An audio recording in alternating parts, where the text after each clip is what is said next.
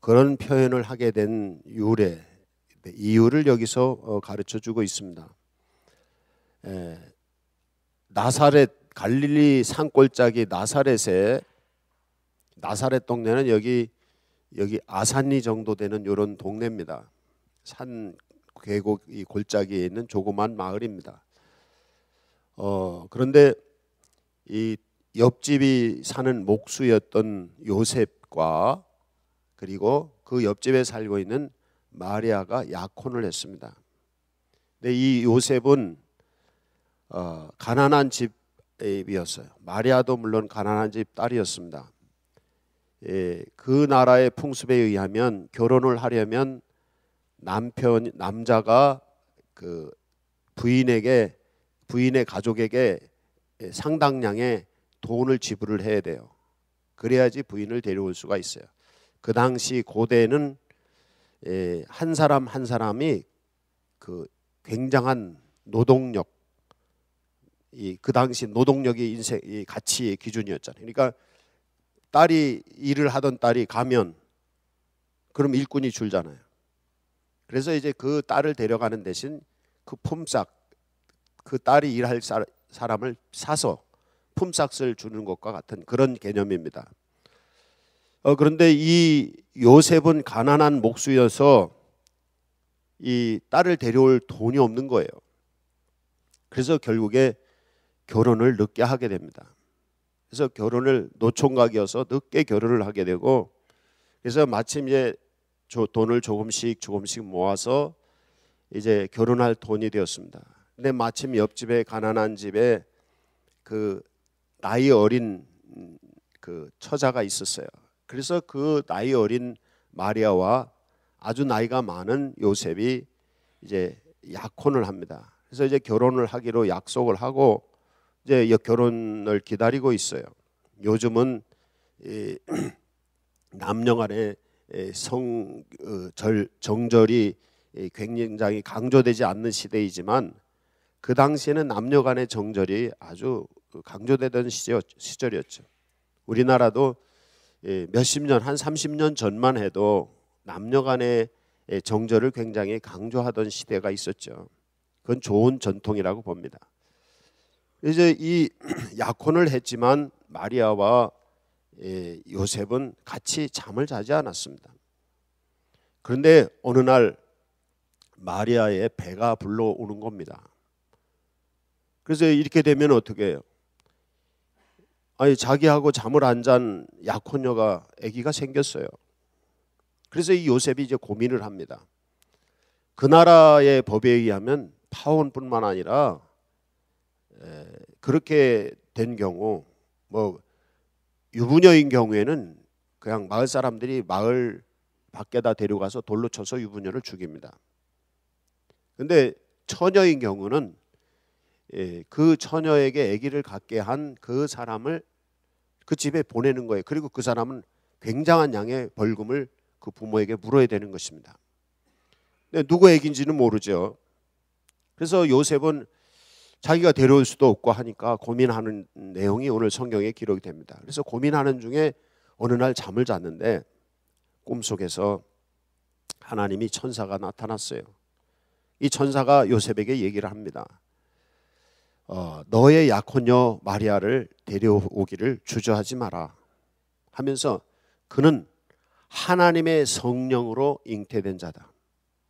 하나님이 사람이 되어서 이 세상에 오시기 위해서 동정녀인, 남자를 가까이 하지 않은 동정녀인 이 마리아에게 잉태된 것이다.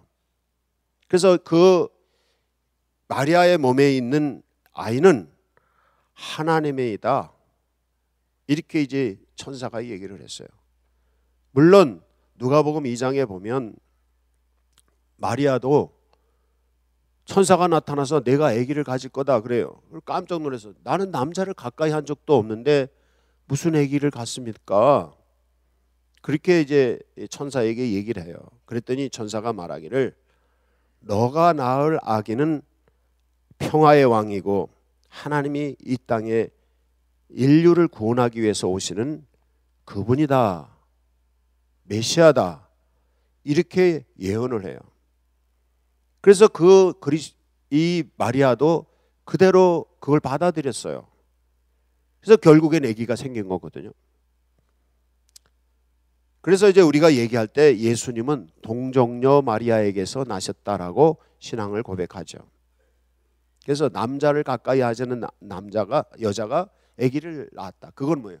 하나님이 이 남자를 가까이 하지 않은 마리아를 통해서 이 세상에 오신 거라는 거죠. 그러면서 이제 이 얘기를 들은 요셉에게 천사가 또 말합니다. 뭐라고 말하느냐면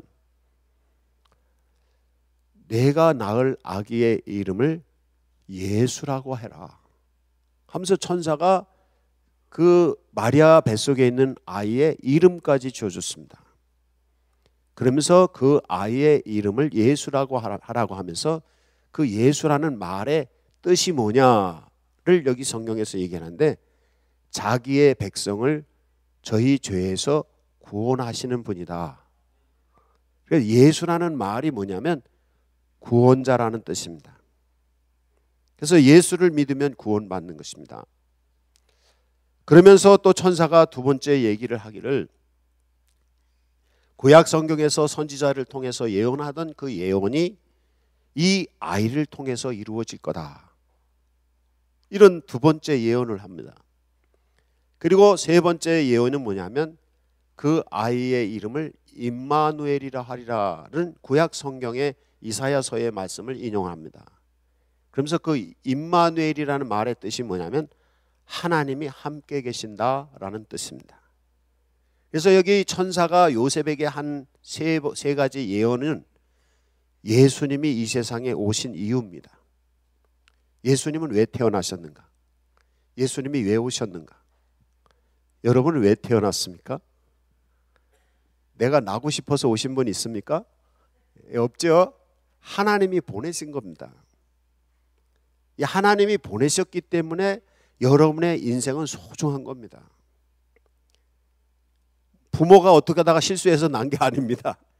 이 잘 모르는 분들은 어떻게 부모들이 실수해서 낳았다고 해서 부모님을 원망하고 왜 나를 이렇게 낳아가지고 이 고생했나. 부모라고 하면 내가 낳고 싶어서 낳습니까? 그러니까 이건 뭐냐면 하나님이 한 사람 한 사람을 소중하게 생각해서 그 사람을 이 세상에 보내신 겁니다. 그분이 누굽니까? 바로 이렇게 해보세요. 나입니다. 바로 누구라고요? 나입니다. 그러니까 예수님을 이 세상에 예수의 이름으로 하나님이 이 세상에 오신 것이 귀한 것처럼 여러분 한 사람 한 사람이 이 세상에 태어난 것도 소중한 것입니다. 근데 예수님이 오신 목적을 오신 이유를 여기서 세 가지로 얘기하잖아요. 그런 것처럼 하나님은 한 사람 한 사람을 창조하셔서 한 사람 한 사람을 이 세상에 보내시면서 여러분이 이 세상에 태어난 이유가 있습니다. 혹시 여러분이 이 세상에 태어난 이유를 아시죠? 다? 혹시 모르시는 분 있습니까? 내가 왜 태어났지? 그거 모르면 인생 헛사는 겁니다. 많은 분들이 살다가 세상 떠나면서 아이고 내가 인생은 안개와 같고 구글 플레이가 선정한 올해 베스트 앱 그 영광의 주인공은 허무하네. 이런 분들은 후디. 내가 왜 태어났는지를 몰라서 헛되게 살았다는 얘기예요. 예수 그리스도를 믿는다는 것은 믿음을 통해서 하나님의 자녀가 되는 것뿐 아니라 소명, 하나님의 부르심, 하나님이 나를 어떻게 쓰시려고 어떻게 사용하시려고 이 세상에 어떤 목적을 가지고 탄생하게 하셨는지를 깨닫고 하나님의 사람으로서 하나님이 내게 맡겨주신 사명입니다. 그걸 소명감이라고도 하고 사명감이라고도 해요. 그래서 하나님이 소명, 부르심에 대해서 사명을 가지고 그 일을 위해서 살면 그 사람은 참 잘 산 겁니다. 그런데 내가 왜 태어났는지도 모르고 그러니까 그냥 잘 먹고 잘 살고 그러다가 보니까 그냥 한 세월 다 지나갔어. 그리고 어떤 사람은 잘 먹고 잘 살았으니까 잘 살았다 그러고 가시는 분도 있고 어떤 분들은 아이고 아무리 잘 살고 잘 먹고 잘 살아도 별거 아니네. 그래서 또 허무하다고 가는 것이죠. 이게 뭐냐면 인생의 목적을 알지 못할 때 그렇게 되는 거예요. 인생의 목적이라는 것은 하나님께서 나를 하나님의 청지기로 부르셨는데 어떻게 사용하실지, 무엇을 위해서 쓰임받는 사람이 되게 하는지를, 그 부름을 아는 것, 이 인생은 참된 인생이 되는 것입니다. 아주 짧은 인생을 살았다 하더라도 하나님께서 나를 부르셔서 사용하시는 것이 그 일에 쓰임을 받았다면 정말 잘 사는 겁니다. 예수님은 33세에 세상을 떠났다고 얘기를 하잖아요. 얼마나 짧은 인생이에요. 저는 예수님보다 2배나 많이 살았어요. 근데 예수님처럼 큰 일을 못 하잖아요. 이게 뭐 아무리 짧은 인생을 산다 하더라도 자기의 하나님께서 쓰시고자 하는 목적대로 쓰임을 받으면 귀한 인생인 것입니다. 이게 기독교적 인생의 가치관인 것입니다. 오늘 여기 성경 말씀에서 예수님이 오신 목적 3가지. 첫째는 뭐예요? 예수. 두 번째는 뭐예요? 성육신. 세 번째는 뭐예요? 임마누엘. 이 3가지 말로 우리가 대표. 이 3말은 교회에서 많이 사용하는 용어입니다. 예수 무슨 뜻이에요? 예, 구원자. 예수님은 구원자시다. 성육신 무슨 뜻이에요? 말씀이 이루어진다. 그런 뜻이에요. 말씀이 이루어진다. 말씀이 육신이 돼서 말씀이 몸으로 이루어진다. 이게 성육신이에요. 임마누엘, 이거 뭐예요? 하나님이 우리와 함께 하신다. 이거예요. 그러니까 예수님이 오신 목적이면 하나님이 우리와 함께 하시기 위해서 오신 거예요. 그 임마누엘이. 구약에서 말씀으로만, 성경으로만 얘기하던 예언자들이 얘기하던 실제 메시아 예수님이 육신을 가지고 나타나신 거예요. 말씀이 이루어진 거예요. 그리고 구원자, 제약에서 슬픔과 고통 속에서 살고 있는 사람들을 구원하기 위해서 예수께서 오셔서 직접 구원하신 거예요. 이제 오늘 설교를 잘 듣는 방법 3가지만 기억하시면 됩니다. 첫째는 뭐라고요? 예수. 한번 크게 해보세요. 예수. 예수. 예수. 두 번째는 성육신. 성육신. 성육신. 세 번째는 임마누엘. 임마누엘. 예, 임마누엘. 오늘 이 3가지 기억하시면은 설교 잘 들으신 것입니다. 그런데 이 뜻이 뭐라고 그랬죠? 이걸 기억하면 한 60점은 나오는 겁니다. 시험 보면. 근데 60점 가지면 점수가 만족하지 않잖아요. 한 80점 정도를 맞으려면 어떻게 되냐면 그 뜻을 알아야 돼요. 예수라는 것은 무슨 뜻이라고? 구원자. 그분은 지금 80점 맞은 겁니다.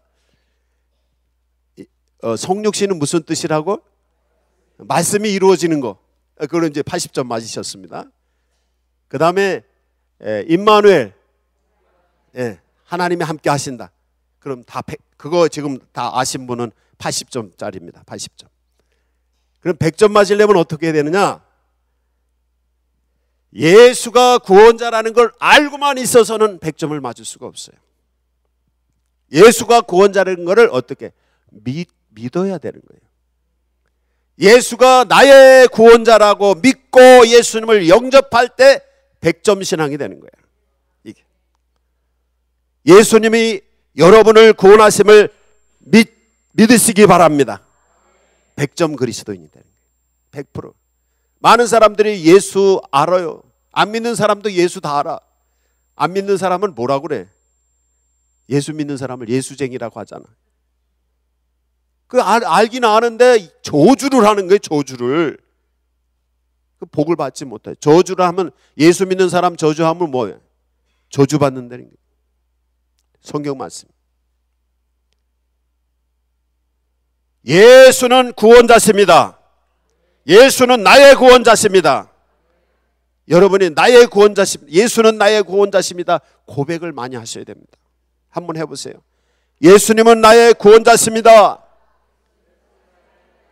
예수님 나를 구원하십니다. 예수님 나를 죄에서 구원하십니다. 예수님은 나를 가난에서 구원하십니다.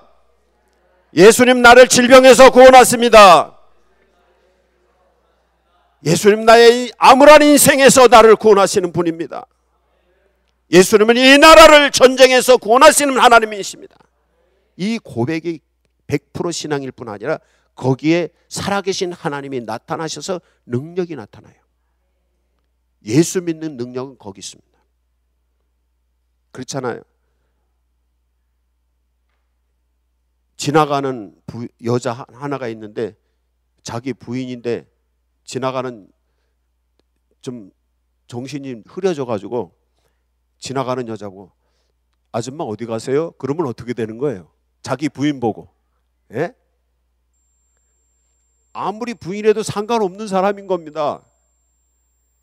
근데 지나가는 자기 부인인데 여보 어디가? 그러면 그 사람이 누구예요? 자기 부인인 거예요. 예수 그리스도를 믿는다는 것은 하나님이 나의 주인이시라는 걸 믿는 거예요. 그래서 마태복음 16장 16절에 보면은 주는 그리스도시요 살아계신 하나님의 아들이십니다. 예수님을 나의 주인으로 믿는 것입니다. 이게 100% 100점 신앙이 되는 거예요. 그러니까 예수님이 예수라는 걸 알고 예수님이 구원자라는 걸 알기만 해도 소용없어요. 그 예수님이 나를 구원하시는 분이라는 걸 믿고 예수님을 나의 주인으로 모시는 거예요. 이게 신앙입니다.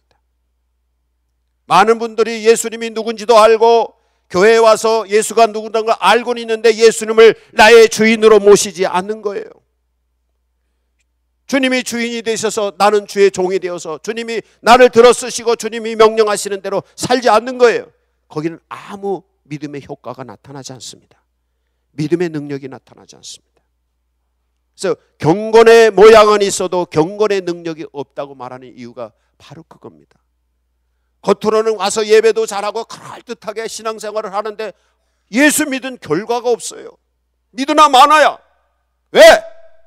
예수님을 나의 그리스도로, 나를 구원하시는 예수님으로, 나의 주님으로 모시고 그분을 경외하지 않기 때문인 것입니다. 여러분이 이번 성탄절을 통해서 예수님이 여러분을 구원하심을 믿으시기 바랍니다. 그리고 그 예수님이 여러분의 주인으로 모시기 바랍니다. 예수님의 능력이 여러분에게 나타날 겁니다. 이게 예수 믿는 능력인 것입니다. 두 번째, 천사가 예언하기를 성육신 말씀이 이루어진다. 말씀이 우리가 하나님을 표현할 때 삼위일체의 하나님이라고 표현합니다.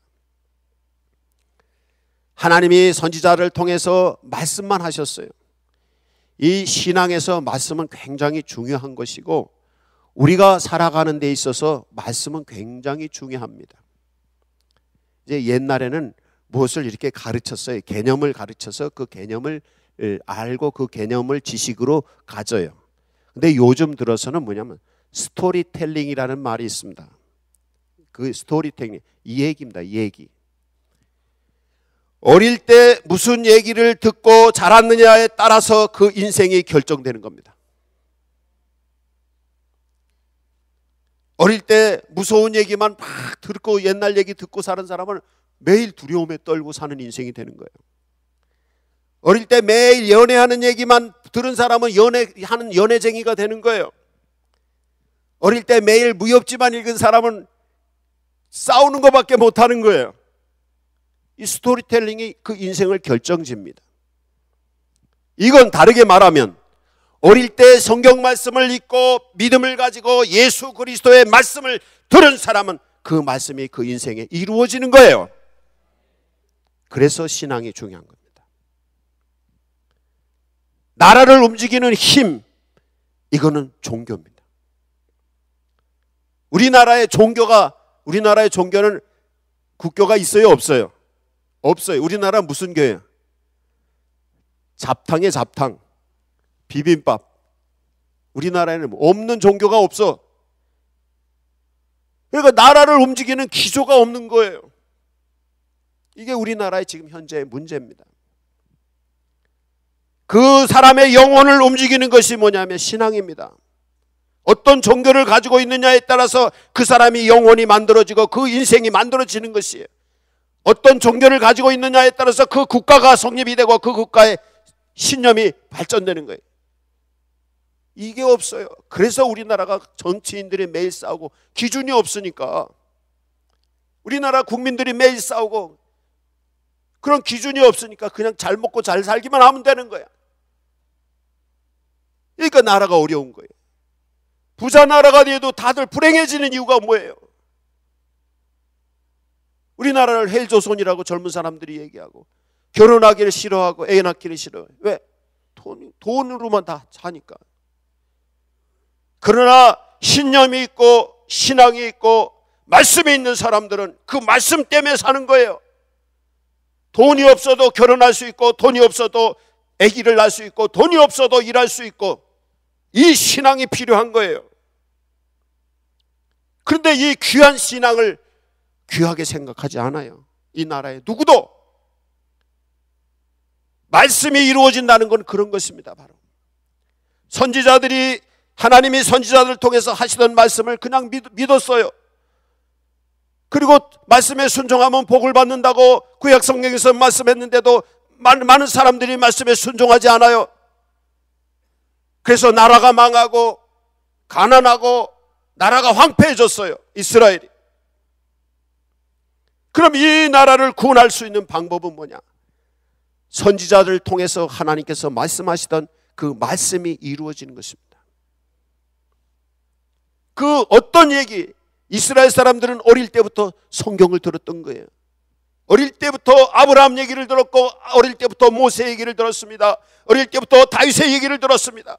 그 얘기들이 내게 이루어지는 거예요. 이게 스토리텔링의 중요한 힘입니다.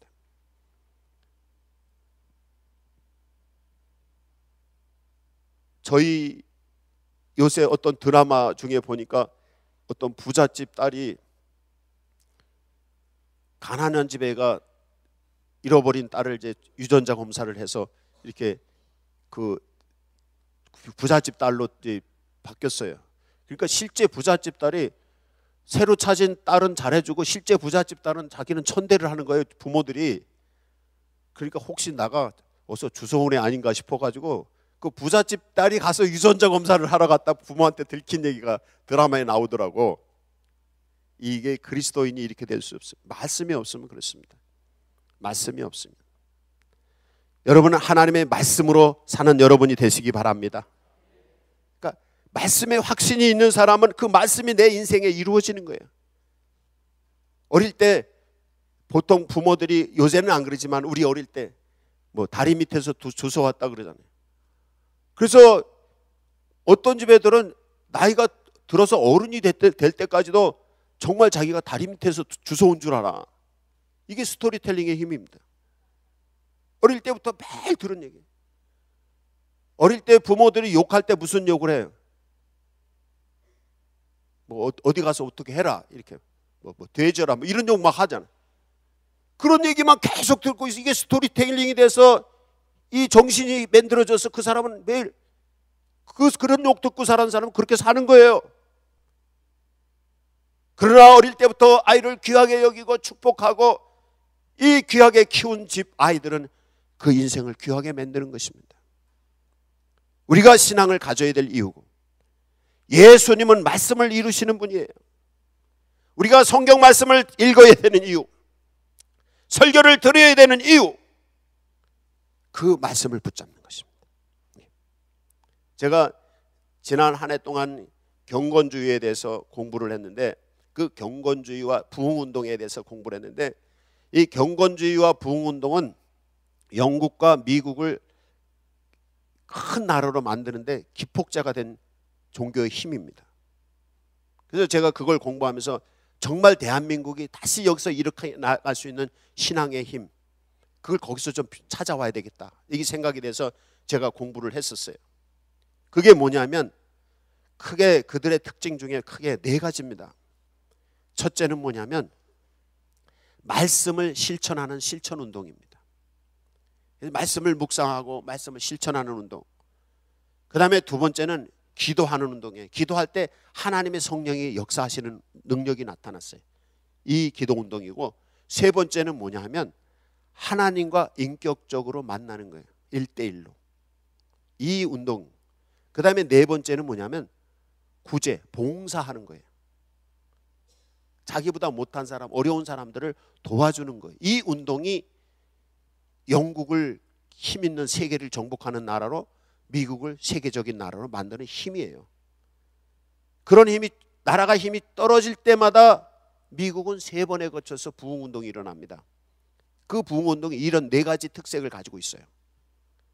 우리나라가 힘있는 나라가 정말 되려면 이런 신앙이 있어야 됩니다.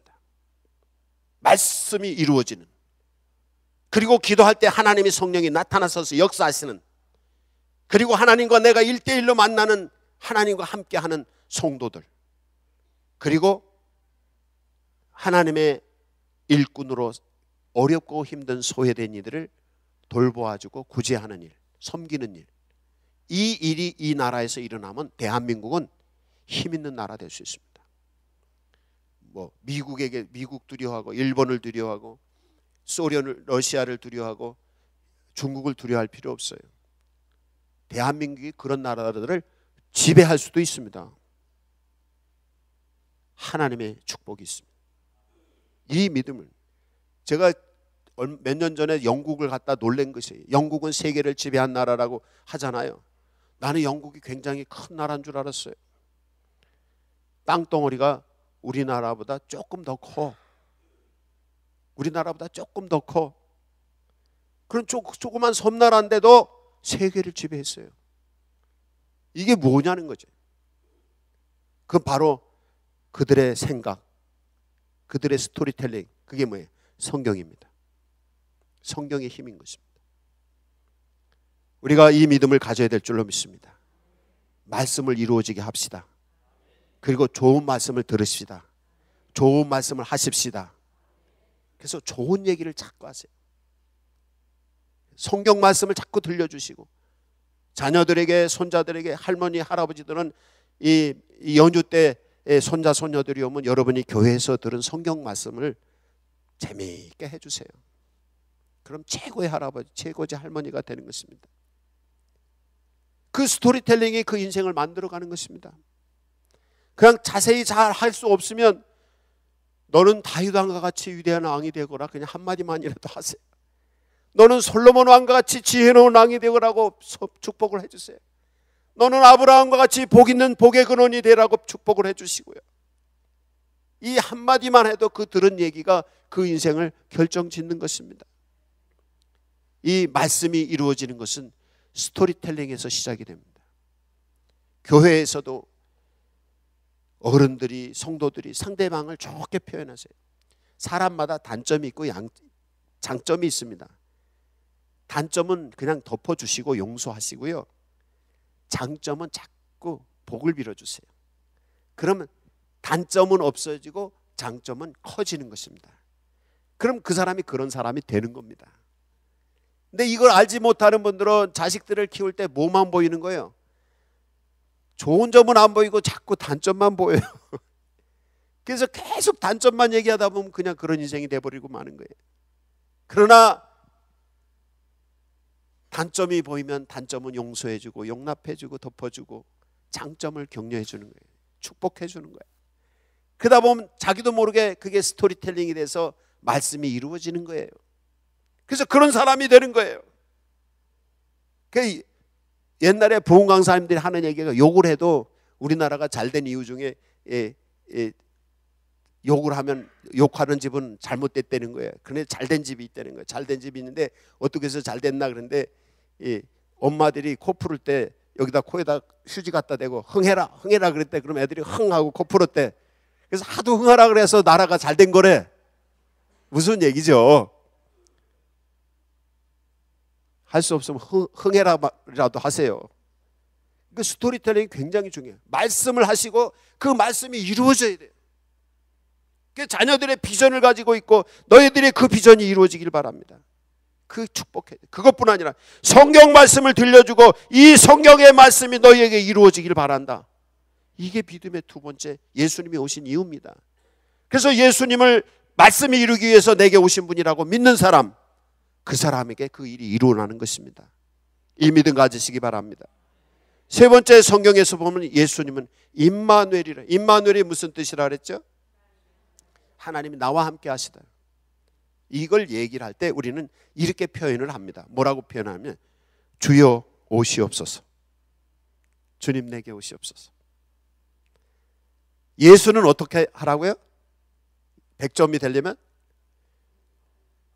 예수님은 나의 주인입니다. 나를 구원하시는 분입니다. 하는 믿음을 가질 때 100점 신앙이 되고, 성육신은 어떻게 할 때? 말씀이 내게 이루어져야 돼. 말씀이 내게 이루어지이다. 그래서 말씀이 실천해서 스토리텔링이 이루어져야 되는 거예요. 그 다음에 세 번째는 임마누엘은 나와 함께 하시는 하나님 어떻게 해야 돼? 주여 오시옵소서. 주님이 내게 오셔서 나와 1대1로 인격적으로 만나주시고, 살아계신 하나님이 나와 함께 하시옵소서. 주여 오시옵소서. 성탄절에 많이 쓰는 언어 중에 하나가 주여 오시옵소서입니다. 한번 해보세요. 주여 오시옵소서. 예, 예수님이 내게 오시옵소서. 이게 성탄절입니다. 그래서 주님이 오셔서 나와 함께 해주십시오. 그겁니다. 그래서 주님이 함께 계시니까, 주님이 오셔서 나의 주인이 되셔서 나를 지배하시고 나를 통치하시니까, 말씀으로 지배하시고 말씀으로 능력으로 역사하시니까, 거기서 구원의 역사가 일어나고 축복의 역사가 일어나고 행복한 인생이 열려지고, 그 능력을 가지고 내게 맡겨주신 사명을 감당하는 것이에요. 이게 인생인 것입니다. 주님이 여러분과 함께 하시기 바랍니다. 그럼 어떻게 해야 돼요? 주여, 예, 제가 예수님이 여러분과 함께 하시길 바랍니다. 그럼 여러분은 뭐라고 대답해야 되냐면 주여 오시옵소서 그래야 되는 것입니다. 임마누엘 예수님이 여러분과 함께 하시길 바랍니다. 예, 그렇게 기도할 때마다 나와 함께 하시는 하나님 내게 오시옵소서.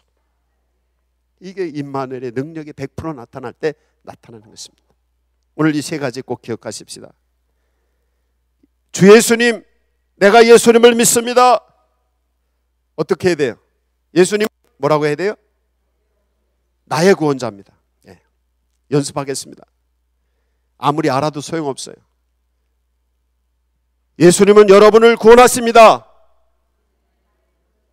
그럼 여러분이 해야 될 게 뭔지, 예수님은 나의 구원자입니다. 이렇게 해야 돼요. 예수님은 여러분을 구원하십니다. 예, 그렇게 고백을 하세요. 기도할 때 예수님은 나의 구원자십니다. 예수님은 여러분을 구원하십니다. 그 다음에 해야 되는 거 가르쳐 드렸잖아요. 예수님은 여러분을 구원하십니다.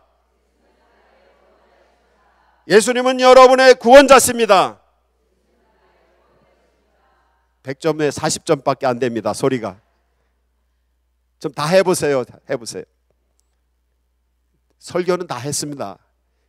지금 그걸 여러분의 몸으로 체득을 해야 되는 게 중요한 것입니다. 지금 예수님은 여러분을 구원하실 것입니다. 예수님은 여러분을 구원하실 것입니다. 학생들 찬양은 잘했는데 왜 이건 대답을 안 하는 거예요? 우리 학생들만 예수님은 여러분을 구원하십니다. 목소리가 너무 이뻐요. 젊은 사람들. 성육신이신 예수님은 말씀을 이루시는 분입니다.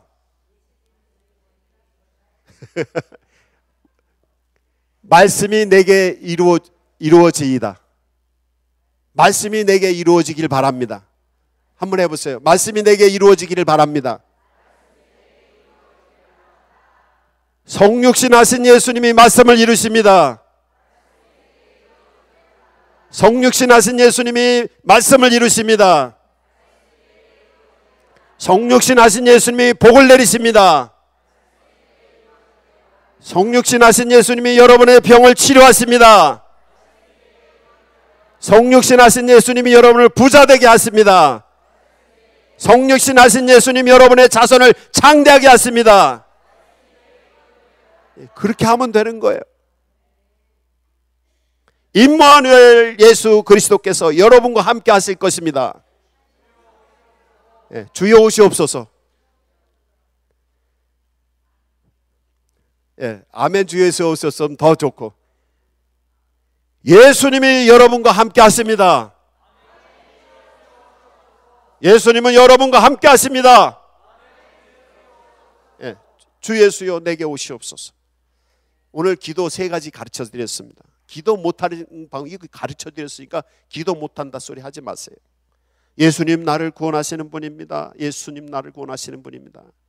예수님 말씀하신 것이 성경 말씀이 내게 이루어지기를 바랍니다.